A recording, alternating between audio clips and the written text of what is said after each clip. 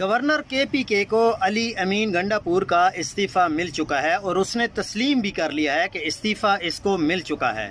آئین کے آرٹیکل 130 کی شق 8 کے تحت وزیر اعلیٰ نے اپنا استعفیٰ دینا ہوتا ہے۔ اس میں گورنر کے قبول کرنے کا کوئی عنصر شامل نہیں ہے۔ اس حوالے سے سپریم کورٹ کے فیصلے بھی موجود ہیں کہ آئینی عہدوں کو استعفے اس چیز کے محتاج نہیں ہیں کہ انہیں کوئی منظور کرے۔ وزیر اعلیٰ گورنر کا ماتحت نہیں ہوتا کہ اس نے اس کو چارج چھوڑنے کی اجازت دینی ہوتی ہے۔ آئین کے مطابق جب ایک وزیر اعلیٰ استعفیٰ دے دے تو اسمبلی کے اگلے سیشن میں نیا وزیر اعلیٰ منتخب کیا جاتا ہے۔ تمام قانونی تقاضے پورے کرتے ہوئے ہم آگے بڑھیں گے۔